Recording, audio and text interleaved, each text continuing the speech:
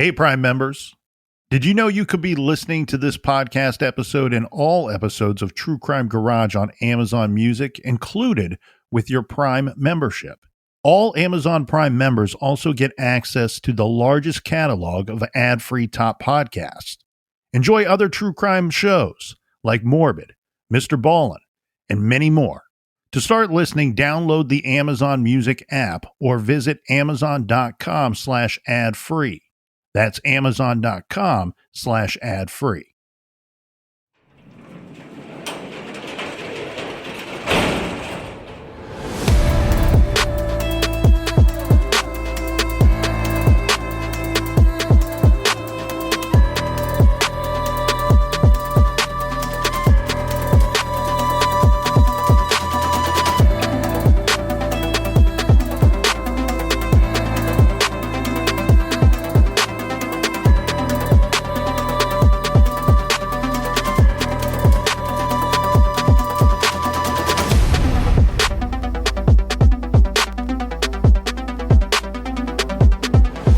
Welcome to True Crime Garage. Wherever you are, whatever you're doing, thanks for listening. I'm your host, Nick, and with me every week, riding shotgun, ladies and gentlemen, here is the Captain. Regulators, mount up. It's good to be seen and good to see you. Thanks for listening. Thanks for telling a friend. This week we are featuring Garage Beer. That's right, Garage Beer. How the Captain and I are not major shareholders in this company is beyond me, but we are not in the garage beer business as much as we would like to be. We are in the true crime garage business. Garage Beer is a light lager brewed in small batches for better taste and higher quality. ABV 4% garage grade 3 3/4 bottle caps out of 5. And here's some of our high quality listeners that helped us out with this week's show, filling up the old garage fridge. First up, a shout out to Mary from Seabrook, Texas. And a big We Like Your Jib goes out to Vicky from Ohio, Illinois. And last but certainly not least, a shout out to Jamie Hoffman from Mulberry, Florida. Everyone we just mentioned, they went to truecrimegarage.com and helped us fill up the fridge for this week's show. Thank you for the donations. We love you. Yeah, BWR, you win, be a run. You need more True Crime Garage for your earballs? Well, subscribe to us through the Apple Podcast subscription or check us out on Patreon. It's only $5.95 a month. That's a cup of coffee at Starbucks, and it's worth it. We'll be banging on your earballs all month long with the bonus content, and that is enough of the business. All right, everybody, gather around, grab a chair, grab a beer. Let's talk some true crime.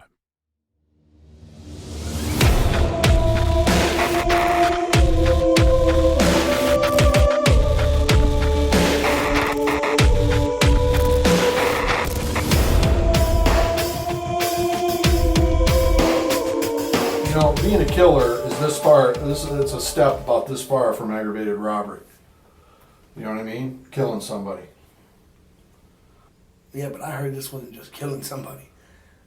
You know what I'm saying? I heard this wasn't just running up to him, shooting him, and leaving. You know what I'm saying? No. So this is somebody that. This is a killer.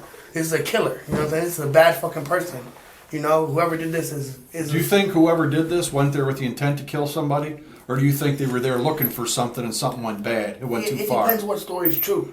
It depends if the story that I heard is true. What'd you hear? I heard that they what I hear all the details about that. I've heard they got shot in the back of the head. I heard they got strangled. I heard they got Lisa's fingernails got ripped off. I heard I heard all Lisa's fingernails were ripped off. They tortured her. I heard her head was almost severed off. I heard they got one shot in the back. I heard a whole bunch of different stories. You know, I mean, if they really pulled her fingernails off and almost severed her head off, they were coming there to kill him. You know what I'm saying? They weren't coming there. All right, what if I told you that her fingernails weren't torn off and her head wasn't severed? Shit, so that's bullshit. Well, I'm not saying anything. I'm saying what if... And did they get shot or did they get suffocated? You know what I'm saying? Well, the coroner already reported how they died in the paper. Died of asphyxiation. That's yeah. Right? Yeah, fucking. So did you hear anything about anybody getting shot? Well, when it first happened, I heard they got execution style in the back of the head. You know what I'm saying? That's the first story I heard.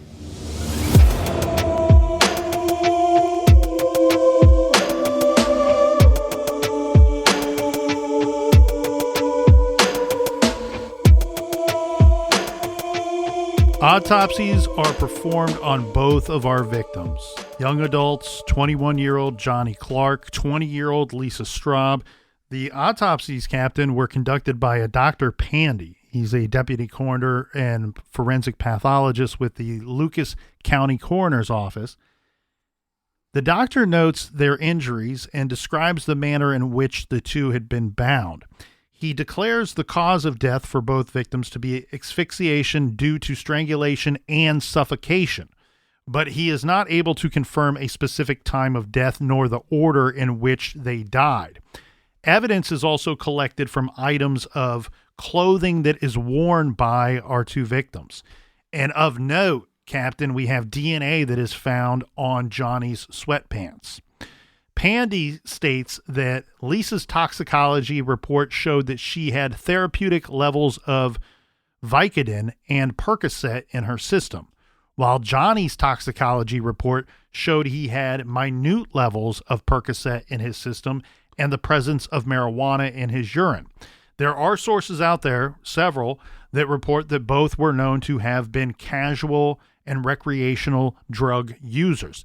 This throws a whole nother wrench into our set of circumstances here and trying to determine who is responsible for killing these two young individuals. Yeah, because that could become a motive. And just to be clear to the listeners, the clip that you guys heard in the trailer today was a clip from an interrogation of Anthony Watson. That's correct. And he is basically telling law enforcement about a lot of the rumors that he heard. And obviously, in a very small town that is connected to a larger city, there's going to be a lot of rumors when it comes to a double homicide. Yeah, and he's, from my understanding, Captain, he's a little older than Johnny and may have been an associate of Johnny's. He's a bit of a thug, or at least has a very even violent at times police background. He does seem, we've watched the entirety of that interview, and he does seem rather forthcoming with the detective. Now, I don't want to go as far to say that he is a suspect or not a suspect, in my opinion. What I do know is he was a suspect in the opinions of the police detectives. Well, again, when you have an autopsy that shows that these individuals were drug users, that creates a whole nother level of possible motives. You know, because people that do use drugs sometimes purchase large amounts of drugs. And so then when you have a situation where you have evidence or possible evidence that somebody goes into this house and kills these two individuals, but is clearly looking for something. Clearly. And that becomes another issue for the investigation, because as we touched on yesterday and talked about, there was that rumor that was going around within some of these social circles that Johnny had either bragged that there was a safe in the Straub family home that may have contained large amounts of cash. Right. And then the other version of that same rumor is that the Straubs had a lot of money. Okay, so look, if we're going to bring drugs into this, I want to be clear about something here. And this, you can test this theory all day and night if you want. Come at me if you will. But here's the deal. When drug addicts are involved, a lot of them, some of them, the violent ones, will do anything and go by any means necessary to get those drugs. Drugs take top priority for some of these individuals over money. Number one and number two, right. Number one and number two priority for that type of, look, we're not talking about everybody. We're not talking about all drug addicts. We're talking about a very specific small sample size of these individuals. Violent individuals, most of them with police backgrounds, with a record, with a history of violence. Those individuals, what we're talking about here is priority number one. And just like the captain pointed out, priority over your life and my life. Priority number one is drugs. Yeah. Priority number two is money.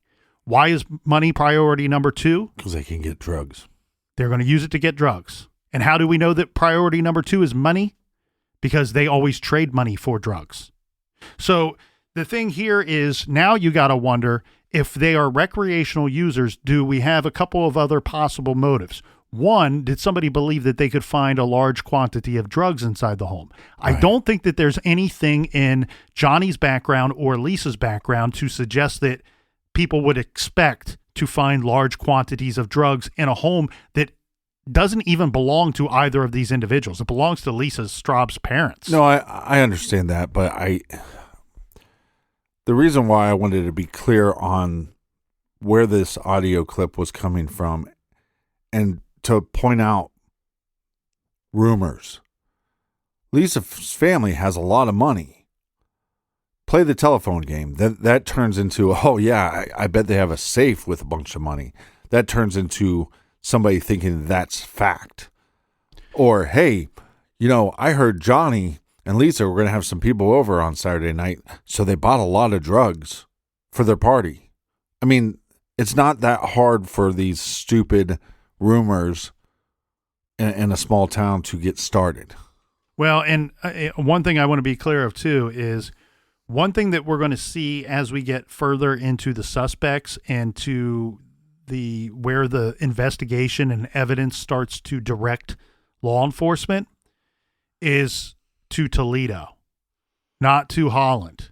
Okay. And to some of the people in Toledo, Holland is considered upper class. Right. And like you're pointing out here, Captain, is when you take somebody from lower class and you put them inside the home or tell them about this home of Lisa Straub's parents who are doing well for themselves, they go, oh yeah, they got money.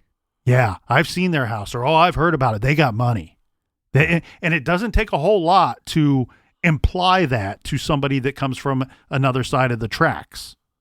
And what we're going to consistently see in this case, in this investigation, that most, if not all of those suspects are going to come from that other side of the tracks, if you will.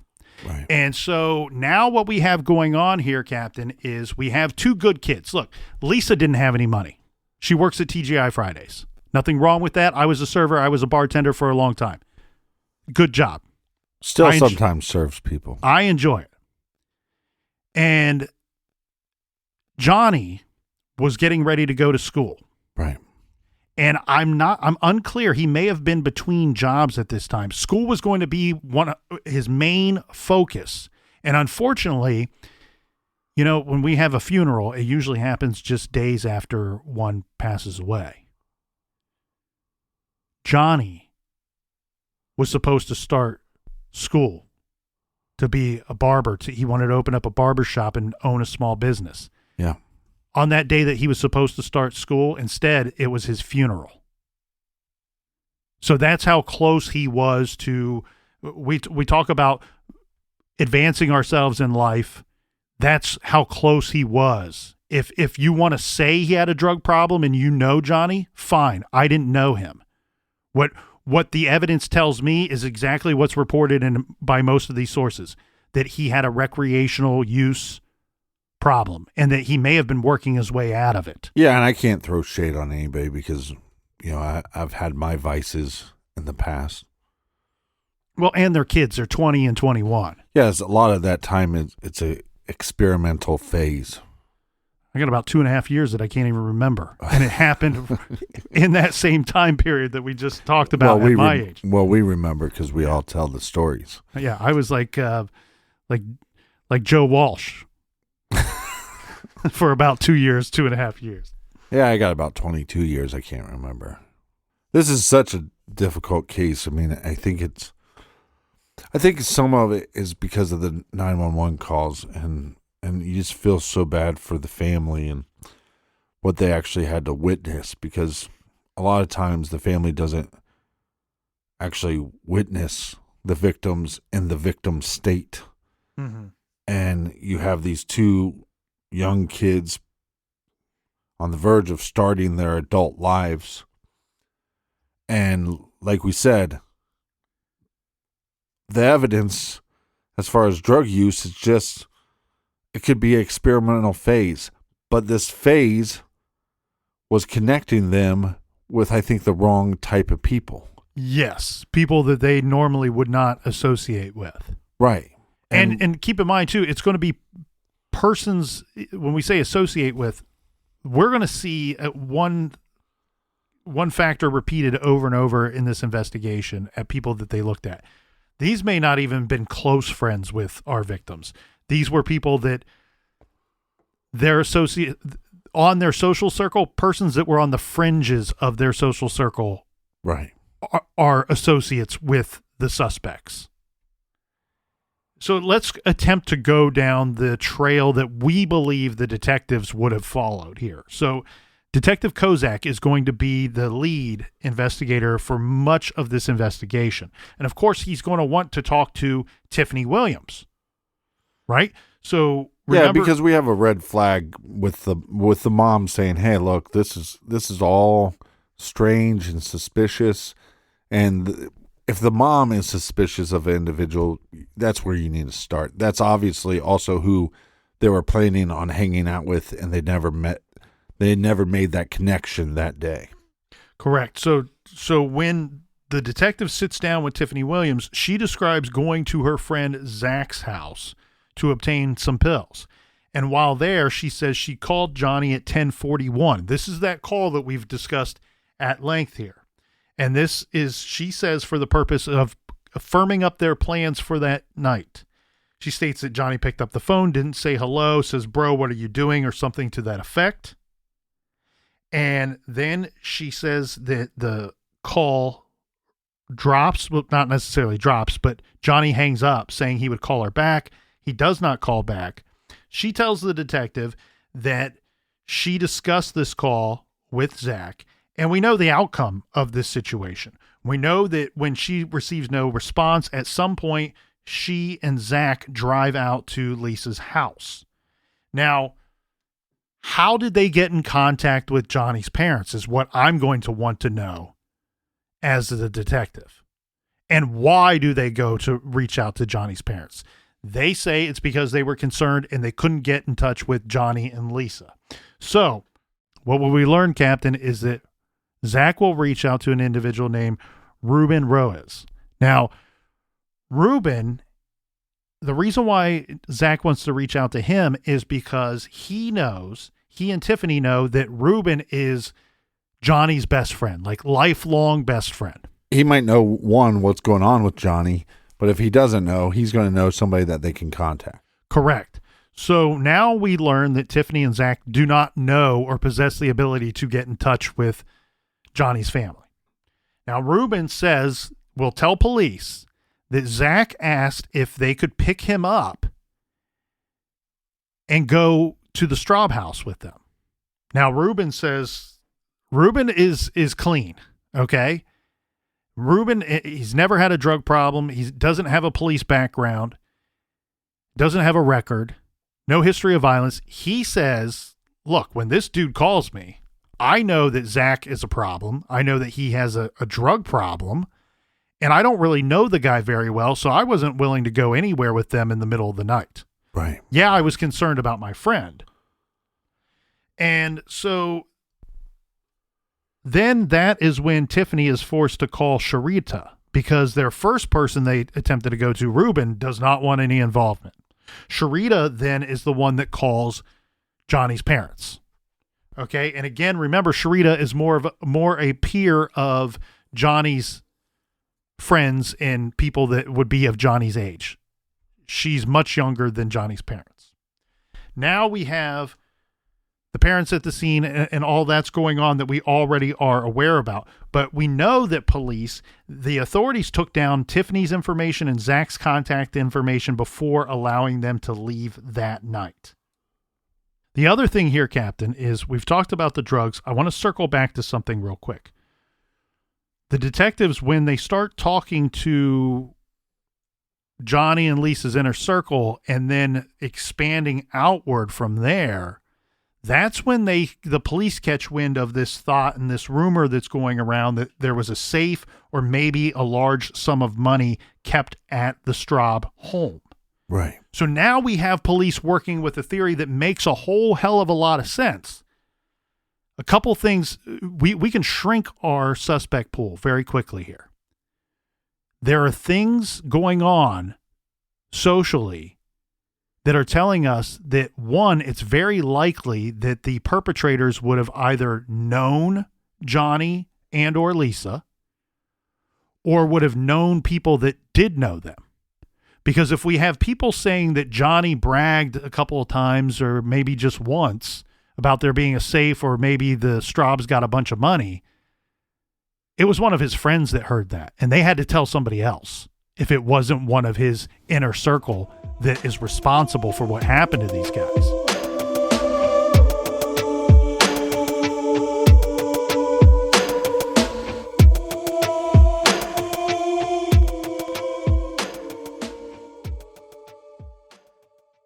Well, it's official. Fall is here. If you're like me, you're settling back into busier routines. With the kids at school and spare time filled with soccer practices and seasonal activities, your home may be sitting empty and vulnerable.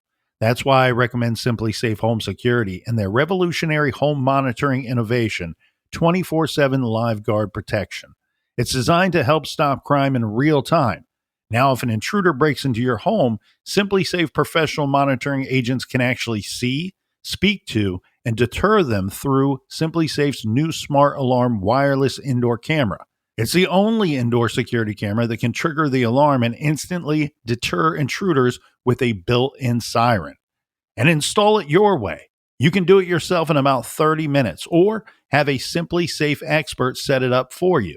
It's important to protect your home, your business, and your properties. And you can do so easily, affordably, and get peace of mind with Simply Safe Home Security. And don't forget that water damage and fires are some of the most frequent and expensive home insurance claims.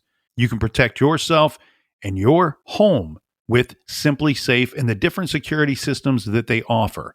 And if you're a pet owner, early fire detection is key for when you are not home to protect the furry members of your family. For a limited time, get 20% off your new system when you sign up for Fast Protect monitoring.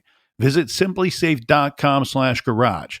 That's simplysafe.com/garage. There's no safe like Simply Safe.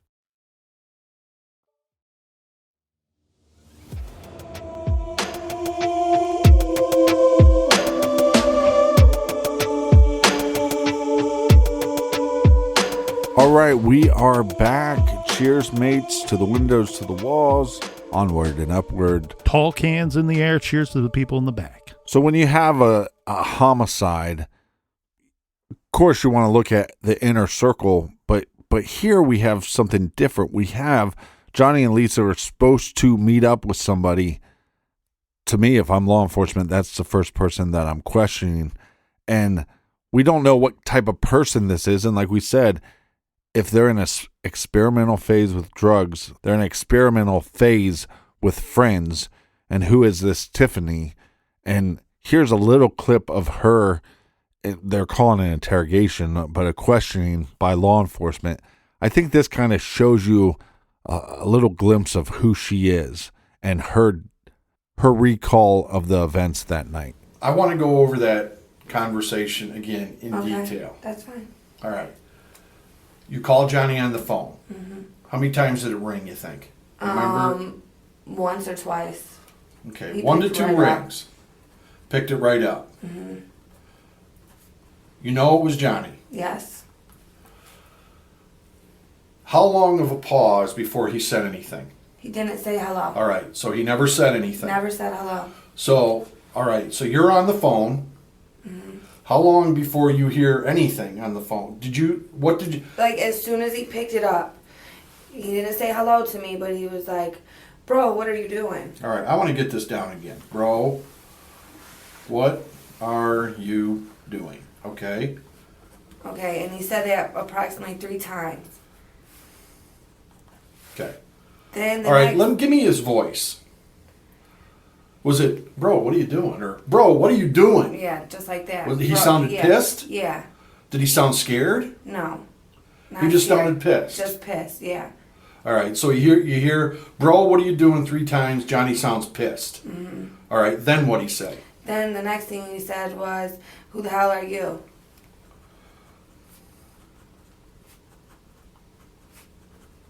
How many times? Once. And then that's when I heard the other person in the background. But I couldn't hear what he was saying. So you overheard a voice in the A guy background. voice. You're sure it was a guy? I'm positive it was a guy. Have you ever heard it before? No. Well, I really couldn't tell. You know what I mean? Right. Okay. All right. So then what? But then he asked again, bro, what are you doing? After he said, who are After the 3 times he said it here, he then said it again. Yeah, and that's when this guy was talking. So that's why I couldn't hear him. Is because Johnny was saying, bro, what are you doing once again? All right. Did you hear anything in the background, like a door close, footsteps? It sounded like Johnny was... Did he sound pissed here again? Mm-hmm. Did he sound pissed here? Yeah. Did he sound like he was out of breath? No. Did he sound like he was scared or nervous? No. Did he sound like he knew them people? Mm-hmm. That's why I said I think that whoever did it, he knew. Because, you know, if you knew Johnny... How did he end the conversation with you? Tiff, I'm going to call you back, and hung Okay, up. now... He didn't give me a now chance what- to now talk what or does that- anything. Okay, he just hangs up, he says he'll call you back. Mm-hmm. Okay, which means he probably knows who's in the house. Mm-hmm. Okay? Now, you call who? I didn't call And- nobody. Who did you call to tell him that conversation with Johnny? Nobody, I just told Zach. Okay, how did Johnny's mom find out about the phone conversation? After I had drove out to their house and there was no response, I drove back. To Lisa's house. When after I left Lisa's house, I drove back and I was like, well, maybe they're just ignoring us. We'll just drive around, look for them. And I called my friend Sharita to get Ruben's number, which is Johnny's best friend, so that I could get in contact. Well, see if Johnny could answer, if he would answer the phone to Ruben, and then if Ruben didn't get an answer, then we can get a hold of the family and let the family know. Why- Because I just why? thought maybe he was ignoring me. Why would you? 'Cause Why, I think- listen. Why, with that conversation, would you let somebody's family know that, hey, something's wrong? I wasn't calling to let him know something was wrong. I was calling and letting him know, like, can you get him, will he pick up the phone to you? Because, like, he told me he'd call me back. I didn't think nothing Was like it that because was you were going concerned on. Yes, I was very concerned. about what was going on? Yeah, because it was like I was not getting no response. Because right after I heard that, I called Lisa's phone, and there was no pickup. And then I called her a couple more times, no answer. So I texted her like, "Are you okay?" And she didn't answer. Then I kept calling Johnny's phone. Zach said he was doing the same also, and they wasn't picking up. So that's when I started calling, his best friend to see if he would answer to his best friend, and he was just ignoring us because he didn't want to share pills or, you know what I mean? That's what I thought all it was. Are you- That's very telling to me there, Captain. Here we have the Telling, detective. I think it's utter confusion to me. Thank you for saying that, because that will prove a point that I have for all of the beautiful listeners out there. So there's 3 key elements to this portion of the discussion. Yes. Before we get to those 3 key elements here, and the 3 key elements to Tiffany Williams herself, is one, a portion of the clip that we did not hear is, because it's a rather lengthy clip, right? It's probably 20 to 30 minutes long total. And the part that we don't hear is that prior to going through this exchange that Tiffany Williams has said occurred between her and Johnny, is that before the detectives get into the words of that conversation, the detective clearly is locking Tiffany Williams into a truth or a fallacy by saying your phone. When you called Johnny, but he's clarifying you called him not by means of a landline or Zach's phone or somebody else's phone, your phone. You called Johnny with your phone at 10:41. And she says, correct, my phone. So the reason why we're locking her into that is because we are going to be able to pull those records and prove if that part of the story is right or not. Because we have a lot that seems to be riding on what this conversation was between Tiffany and Johnny.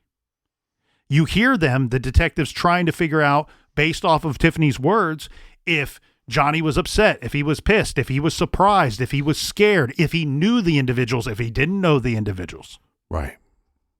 But I want to keep in mind, and I know that I keep harping on this same idea here, that conversation, if it went down that way, only matters if it went down that way. We have Tiffany Williams, who I am incredibly suspicious of, and welcome to the party, welcome to the club. There's a lot of people that are suspicious of her. Well, let's point out a couple obvious things. The cops are trying to get her to say that you're concerned because of the call that you heard. And she's not even smart enough to realize, I need to keep going back to, well, I was concerned by his actions on that phone call. But she's more concerned that they're trying to do drugs and not include them in the drug usage. I think what the detectives are trying to point out in the corner that they're trying to back her into is, oh, you were so concerned about that call and what you say you heard on that call, but you don't act on that concern until 2 hours later. So it doesn't seem like you were really concerned about what you heard on that call. This going back to the same idea that I'm beating a dead horse here, Captain. We don't have Johnny to tell us what was said on that call. We only have Tiffany Williams who can tell us what was said on that call. Yeah. I don't think any of that shit that she says happened on that call.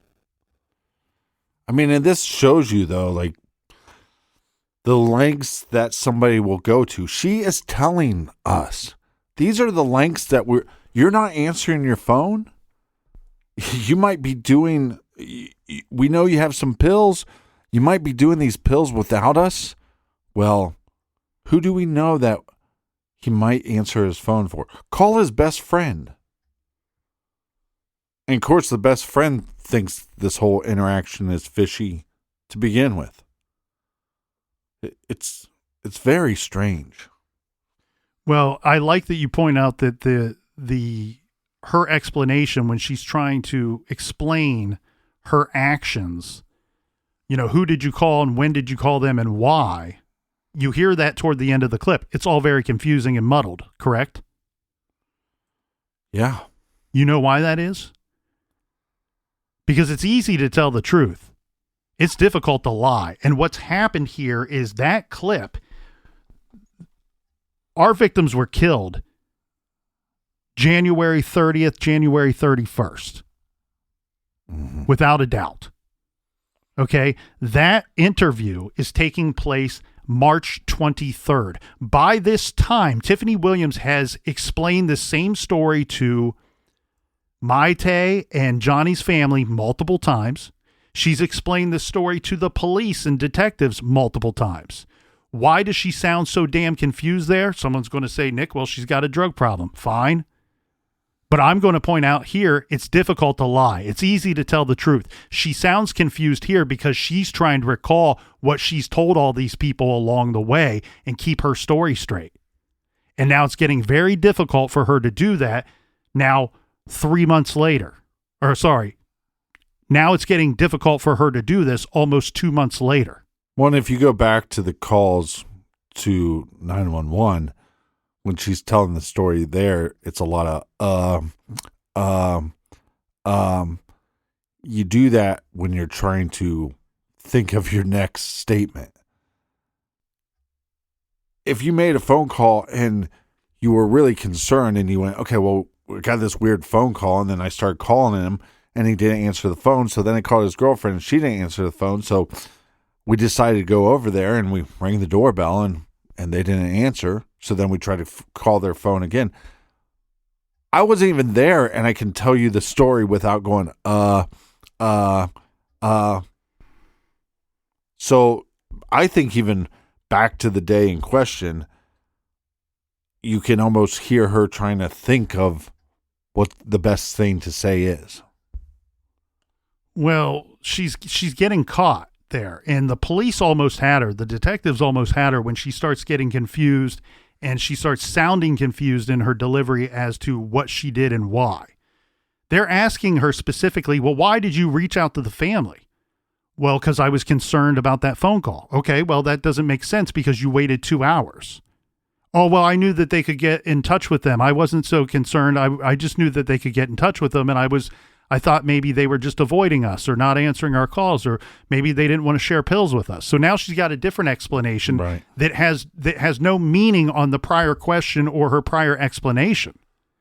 And the reason why this is all key is because of something that she said way too early. She done fucked up. Oh, dropping the F-bomb. The first 911 call by Maite to the police. What does Maite say to the police? I got this call from Tiffany, some girl named Tiffany, and she's saying that there was this weird phone call that she had with my son, and it sounded like people were breaking into the house, and she's calling us and saying that she's concerned and that she went over there and she saw the house was ransacked, and I'm worried that my son has been abducted or something worse has happened during the course of a robbery. Tiffany said to Maite that she went to the home and saw that it had been ransacked. That cannot be. This is a big problem. This is a big problem for Tiffany, and here's why. Because what do we know? These are facts, man. These, like, people out there can question a lot of what I say sometimes because some of it is because you're an idiot. Speculation. Thanks, Captain. Right. But the thing here is, this is not speculation. These are words. That's why we're playing these recordings for you, because they're not the Colonel's words. Maite says to the 911 operator, this is before she goes to the scene, before her husband's at the scene, that this girl says that she was at the scene and saw that the place was ransacked, and that's why she called that she was concerned. The problem with that portion of her story is, guess who else went to that scene? The police. Yeah. They did not see any reason for probable cause. They did not see that the home had been ransacked. Maite and her husband went to the scene, into the home. And what did they say? All the blinds were closed. We couldn't see in. We only kicked down the door once we hoisted somebody up into the air to see into that window. And I wish there was photographic evidence, and maybe there is by law enforcement. But like you said, this is a big deal, because the police walked all the way around the home, attempted to look in every window. Guess what? They couldn't see anything because all the blinds were closed. Right. The first question of that night should be, well, how did you see this? How did you see something that we're not able to see? Johnny's father walked around the entirety of that home and looked in every window, couldn't see everything because the blinds were closed. Maite walked around the home, looked in every window, couldn't see anything because the blinds were closed. Yet this woman who claims she saw that the home had been ransacked, and that's why she's concerned, and that's why she reached out to the parents, because she's concerned for the safety of her friends. The only way she would have known at that time when she contacted the parents that the home had been ransacked, there's only two explanations. Either she was in the home and had seen the outcome, or that somebody that was in the home had told her and gave her that knowledge. There's no other way around it. It's one of those two situations, which means she was either there when the attack happened, or she knows who did the attack. Well, and like you said, we have cell phone technology. Shouldn't they be able to say, well, if she actually took this call from Johnny at what do you say, 10:40? She made the call. Remember, that's why they purposely cleared that up. Right. She from made your the call. phone. You called him at 10:41. Right, because couldn't they do cell phone ping technology and put her at that residence at that time? She doesn't have to be there to be involved. True. Yeah. Again, she could have had knowledge. Somebody that was inside the home could have told her, yeah, we ransacked the place. Yeah. Yeah, we ripped up the place. We killed him and we tore the place to pieces. Yeah, because we were looking for drugs or we were looking for money. What do you mean? You guys didn't find anything? We looked everywhere. We tore the place apart. So yeah, they can do cell phone technology, and here's the next question that people go. They go, well, then why the hell would she alert the family? Right? That doesn't make any sense. No, it doesn't make any sense. It actually does make complete sense. They didn't try to alert the family.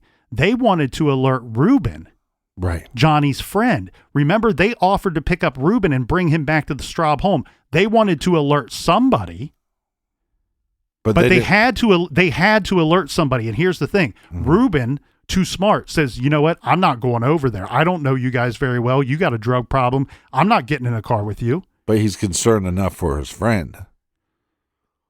They contact the parents. They had to contact someone. Why? Why would they have to contact someone? Because of the cell phone records. Right? Right. They know. They figured it out 2 hours too damn late. Wait a second. The police are probably going to want to know why I called Johnny, who ends up dead. Yeah. Now I've got to explain that away. Oh, well, I couldn't have been involved because when I called him, there was already something going on.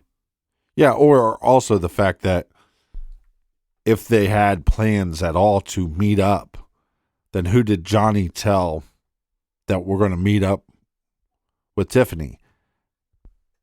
Who did Lisa possibly tell? Right. They have to be able to explain away the possible plans if there ever were any. Right. Because again, we only have Tiffany to tell us that. But then on top of that, because according to Johnny's family, when they spoke to him, he said they had no plans for the night. They were going to go home. They were going to chill. Right. That could be true. Now, the thing here is, you're exactly right, Captain. If they had plans with Tiffany, now she's got to explain away why those plans didn't happen and why she could not have been involved. Right. And the way that she's trying to explain that away is alerting someone that, oh, by the way, when I talked to him at 1041, he was pissed. He was confused. There was somebody like breaking into the house right then and there. Yeah. So her own words means that she has knowledge of these crimes that she was privy to before the police were, before Johnny's parents were, before anybody else that arrived on that scene. And the only way that she could have had that knowledge was to either A, be there, or B, somebody gave her that knowledge. But we have this messy crime scene. This is what's so horrible, like I said, is most of the time the victim's family do not see the victims in the victim state. But we have DNA evidence. Yeah, we have plenty of DNA evidence. So as mentioned, we had some that was found on Johnny's sweatpants, and they also collected DNA from the cell phones. So what happens at some point here, Captain, the perpetrators, they ripped the batteries from Lisa and Johnny's cell phones. And I believe they even broke the cell phones themselves. And the cell phones were recovered, different sources, either on top of the victims or nearby the victims. Right. And so this act of breaking and removing the battery puts perpetrator DNA on those cell phones. Also on the sweatpants. Here's what I would love to know. And we talked about this when we talked about Richard Allen's vehicle, the suspect in the Delphi case being confiscated and searching that vehicle. And we've talked about this plenty of times. I love the logic that is applied to a crime scene by these technicians. Because guess what? This is a big house. They would have the whole house and every item that was ransacked, knocked to the floor, pulled out of drawers to check. You can't check every damn thing.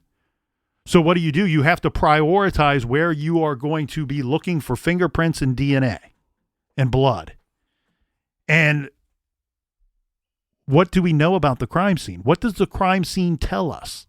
Well, the crime scene is talking to the technicians, and the crime scene says somebody either emptied Johnny's wallet or made sure that it was empty. Yeah. Where does one keep their wallet? In their pant pocket. So where's one location that we will prioritize looking for physical evidence? Johnny's pants pockets. And and think about that too, they've- because even if you're wearing gloves, that normally you have a space between, like, even if you're wearing like a long sleeve shirt, you have that space in between, and that would make contact if you're reaching into somebody's pocket. Correct. And where on his pants do they find DNA evidence? His pants pocket. So very likely somebody reached in and removed his wallet and then took money out of it or made sure that it was empty. Right. And what's interesting here too, again, the crime scene. What is it telling us? What is it telling the technicians and the investigators? We know there was a sign of a struggle. Johnny was a big guy. He was strong. He was a weightlifter, bodybuilder at one time. He put up a struggle. We know that the crime scene shows a struggle at the door going from the garage into the home. It's believed that that's where Johnny tried to fend off the intruder or intruders. Well, the intruder may have injured themselves during the course of that scuffle. Right. It is blood. It's blood evidence that they find that will give them the DNA evidence in Johnny's pocket. So, as you said, perpetrator reached in, pulled out that wallet, and left a little something of them behind unknowingly at the crime scene. The other location that they find DNA evidence is on the duct tape, which is often a place that people will find DNA evidence. And here's why. How many times have you witnessed a person for any number of reasons, you're just out doing something, whatever, how they either have to tear the duct tape, cut it, or a lot of people stick the end in their mouth and use their teeth and tear it off. Right. That saliva is going to leave DNA evidence on that duct tape. So they find DNA on the duct tape, Johnny's pocket, and they also find it on the cigarette butt. Now, of their suspects, and they talk to a lot of people here, some of them agree to polygraphs, some don't. Some agree to a DNA swab, some don't. They end up collecting, I believe it's about 24 DNA swabs from persons that they talk to. And again, not everybody was willing to consent to this. 2 individuals that did not consent, in fact, 2 individuals that were not even on police's radar, get immediately pulled into this case.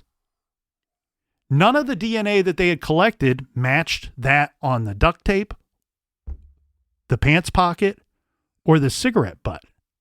But on the cigarette butt, the Newport cigarette that was found at the crime scene near the door to the garage yielded 2 DNA donors. And both of those individuals had a criminal background. So they are already listed in CODIS. Right. When police check the DNA found at the scene against CODIS, it delivers them 2 prime suspects that they were unaware of. 1, Samuel Todd Williams, and 2, Cameo Petaway. Well, what happened to you aside today, there's some things that Mr. Ross and I would like to talk to you about, okay? We ran some names by you. You've been advised of your rights and stuff. You're saying you've never been to that house. Can we get to the meat of what we want to talk to you about then? Go ahead. We Little problem at that house last winter. Did you hear anything about it? no. Okay.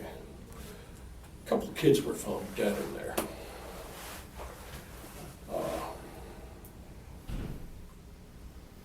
Young adults. And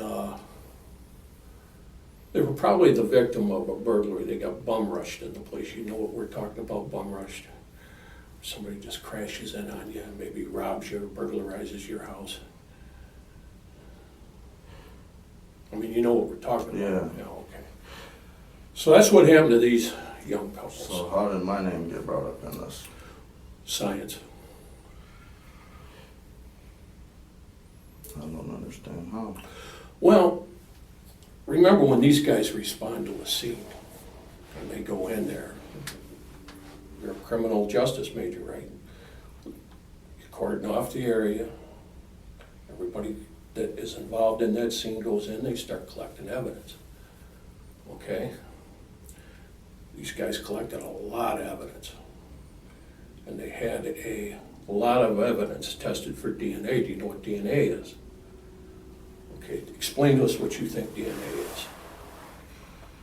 is. You. Saliva, whatever. Saliva, poop, piss, skin cells, hair, follicles, all that stuff gives up an individual characteristics. Do you buy that? Based on what you've been taught in school? I haven't, I'm only doing my, basic courses right now. I'm not doing. They will tell you soon enough that DNA is like fingerprints. You know, there's no two fingerprints that are alike. There's no two DNAs that are alike. Each of us have a separate one. If they tested Jeff here, his had come up with a certain row of numbers that means something to the scientist. They tested you, you'd come up with a different bunch of numbers in a row that means something to the scientist. But yours wouldn't be like Jeff's. If I spit on a cotton swab and they did my DNA, numbers would come up. Mine would not be like yours. Mine would not be like his. We're all separate.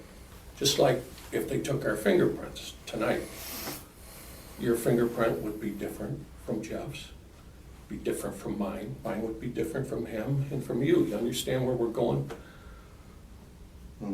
It's unique to the individual. There's no two DNAs that are alike. Totally understand it. Okay. Okay. Now, when these guys collected a lot of pieces of evidence in there that were involved in this crime, they sent it down to Bowling Green for testing. Okay?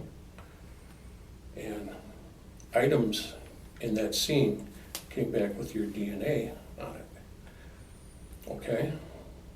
Well, how do you explain that? How can we explain that? I have no idea. You've never been to that house. Never been to You that don't know house. those kids. I don't know them people. And your DNA's in that house. I don't know. You have no idea? Nope. Do you understand where that puts you? Do you understand where this is going?